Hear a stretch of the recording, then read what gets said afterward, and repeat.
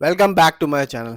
आज हम बात करने वाले हैं एक ऐसे स्टॉक के बारे में जिसने 6 महीने में अपने शेयर होल्डर्स को 250% का रिटर्न निकाल के दिया, और एक साल में यानी कि 24 जो अभी खत्म हुआ, कंपनी ने अपने शेयर होल्डर्स को 600% का शानदार रिटर्न निकाल के दिया। इस कंपनी का नाम है तारापुर ट्रांसफार्मर लिमिटेड। एक साल पहले इस कंपनी का शेयर प्राइस 6 रुपए के आसपास का था, और आज की डेट में यानी कि 14 जनवरी 2025 को इस कंपनी का शेयर प्राइस है 43 रुपीज 30 पैसे का। और आज की डेट में आप देख सकते हैं इस कंपनी के शेयर में बिकवाली रही, जो कि रही 1.93% की। ये कंपनी बनाती है ट्रांसफार्मर को, और रिपेयर करती है, मेंटेन करती है और बेचती है। तो चलिए जानते हैं इस कंपनी के ओवरऑल रिटर्न को, फंडामेंटल को, शेयर होल्डिंग पैटर्न को, और जानते हैं कि यदि हम अपना पैसा इस कंपनी में लगाएंगे तो ये कंपनी हमको भी वैसा रिटर्न निकाल के देगी जैसा कि अभी तक देती चली आई है। तो आप देख सकते हैं 6 महीने में इस कंपनी ने अपने शेयर होल्डर्स को 250% से ऊपर का रिटर्न निकाल के दिया। यानी कि आज से ठीक 6 महीने पहले इस कंपनी का शेयर प्राइस था 12 रुपए का, और आज की डेट में आप देख सकते हैं 43 रुपीज 30 पैसे का शेयर प्राइस है। एक साल में यानी कि 24 जो अभी खत्म हुआ, कंपनी ने अपने शेयर होल्डर्स को 627% का शानदार रिटर्न निकाल के दिया। यानी कि आज से ठीक एक साल पहले इस कंपनी का शेयर प्राइस था 6 रुपए 20 पैसे का, और आज की डेट में आप देख सकते हैं इस कंपनी का शेयर प्राइस है 43 रुपीज 30 पैसे का।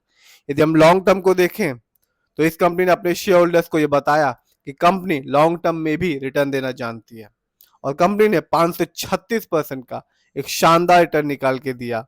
यानी कि आज से ठीक 3 साल पहले इस कंपनी का शेयर प्राइस था 6 रुपए 80 पैसे का, और आज की डेट में आप देख सकते हैं 43 रुपीज 30 पैसे का शेयर प्राइस है।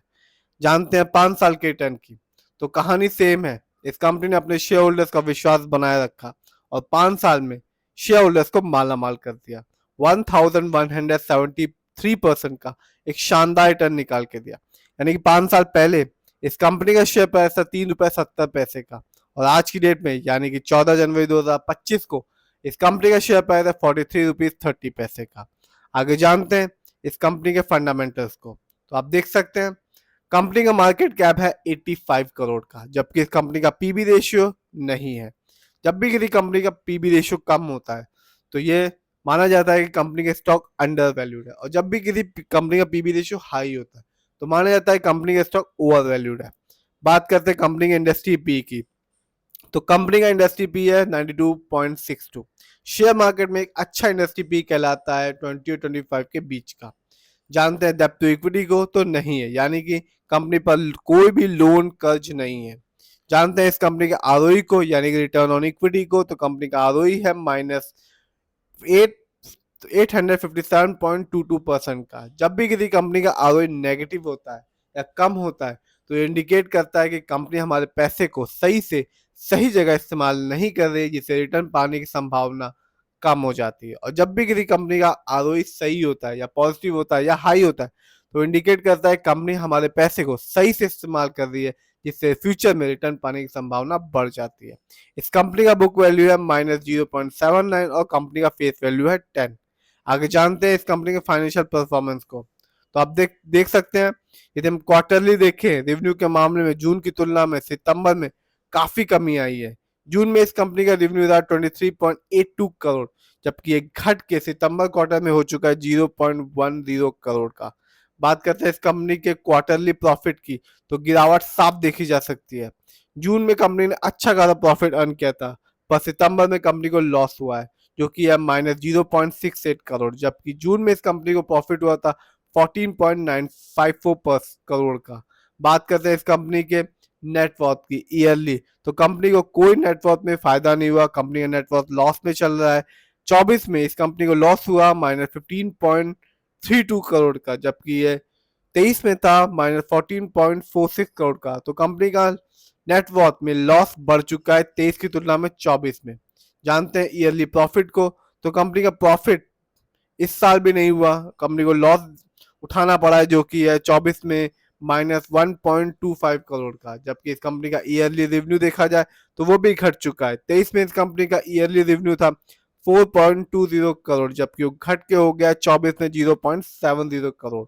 तो कंपनी का फाइनेंशियल के तीनों ही सेक्टर में रेवेन्यू, प्रॉफिट और नेटवर्थ में कंपनी को 23 की तुलना में 24 में काफी ज्यादा घाटा उठाना पड़ा है और कंपनी का फाइनेंशियल बहुत ही वीक है। आगे जानते हैं इस कंपनी के शेयर होल्डिंग पैटर्न को। तो डिटेल्स है ना, यानी कि हम लोग का पैसा इस कंपनी में सबसे ज्यादा लगा हुआ है, जिसका परसेंटेज है 55.37% का, जबकि प्रमोटर्स यानी कि इस कंपनी के ओनर्स और मालिक का पैसा इस कंपनी में लगा हुआ है 44.63% का। जानते हैं इस कंपनी के इस साल के हाईएस्ट शेयर प्राइस के बारे में। तो इस साल इस कंपनी का हाईएस्ट शेयर प्राइस था 50 रुपीज 85 पैसा, और इस साल इस कंपनी का लो शेयर प्राइस गया 5 रुपीज 65 पैसा। और ये कंपनी एनएससी में लिस्ट हुई थी 18 मई 2010 को, और आज की डेट में इस कंपनी का बाय क्वांटिटी हुआ 4513, जबकि सेल क्वांटिटी हुआ 30,074। जानते हैं इस कंपनी कुछ अच्छाइयों के बारे में। तो कंपनी है रिड्यूस डेब्ट, यानी कि कंपनी अपने खर्चों को काफी कम कर रही है, जिससे पैसा बचाया जा सकता है। जानते हैं कुछ कमियों के बारे में। तो company delivered poor sale growth last 5 years में, जिसका परसेंटेज है -57.8% का, और कंपनी में earning include and other income of ₹24.2 crore हो चुकी है। तो ओवरऑल देखें शेयर होल्डिंग पैटर्न में हम लोग का पैसा इस कंपनी में सबसे ज्यादा लगा हुआ है, प्रमोटर से भी ज्यादा, यानी कि ओनर से भी ज्यादा। फाइनेंशियल बहुत ही वीक है इस कंपनी का 23 की तुलना में, तीनों ही सेक्टर में, रेवेन्यू, प्रॉफिट और नेटवर्थ में। फंडामेंटल में कंपनी का आरओई बहुत ही खराब है, नेगेटिव है। मार्केट कैप भी 100 करोड़ से कम का है। कोई डेब्ट इक्विटी नहीं है, कोई पीवी रेशियो नहीं है इस कंपनी का। इस समय इस कंपनी का शेयर प्राइस सिर्फ और सिर्फ 43 रुपीज 30 पैसे का। यदि हम रिटर्न को देखें तो कंपनी ने रिटर्न तो अच्छा खासा दिया है, 1173.53% का 5 साल में। 3 साल में इस कंपनी ने 536% का, 1 साल में 627% का, 6 महीने में 256% का रिटर्न निकाल के दिया। तो कंपनी शॉर्ट टर्म हो या लॉन्ग टर्म में रिटर्न तो दे रही है, पर इसका फाइनेंशियल बहुत ही वीक है, फंडामेंटल भी सही नहीं है, और मार्केट कैप भी कम है, आरओई भी वीक है। फिर भी अपना पैसा लगाने से पहले खुद रिसर्च करें, एनालाइज करें, फाइनेंशियल एडवाइजर से राय लें, फिर ही अपने पैसे को स्टॉक मार्केट में लगाएं।